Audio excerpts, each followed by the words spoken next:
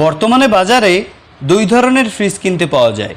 একটি হচ্ছে frost fridge এবং নন ফ্রস্ট ফ্রিজ।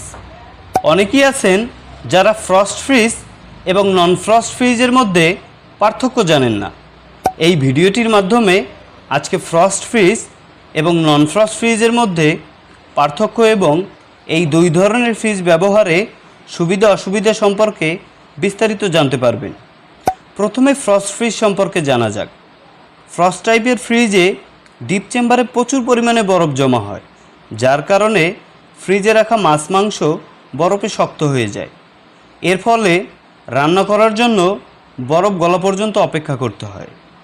অন্যদিকে নন ফ্রস্ট ফ্রিজে কোনো রকমের বরফ জমে না, ফলে মাছ মাংস রান্না করার জন্য কোনো রকম অপেক্ষাও করা লাগে না।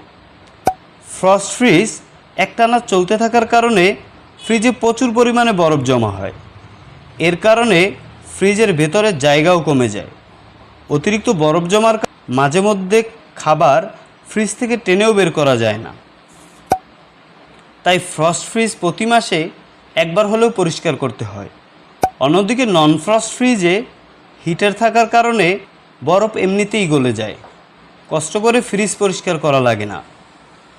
নন ফ্রস্ট ফ্রিজে বরফ গলানোর জন্য বিশেষ এক ধরনের হিটার ব্যবহার করা হয়।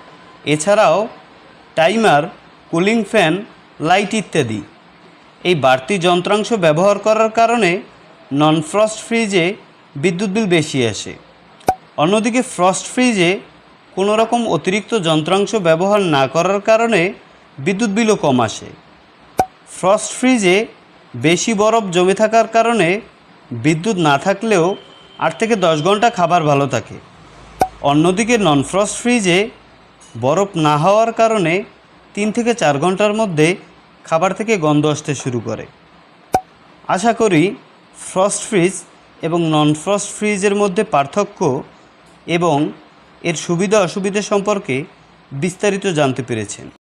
ভিডিওটি ভালো লাগলে একটি লাইক দিন, আর এমন নিত্য নতুন ভিডিও পেতে আমাদের চ্যানেলটি সাবস্ক্রাইব করে বেল আইকনটি প্রেস করে রাখুন।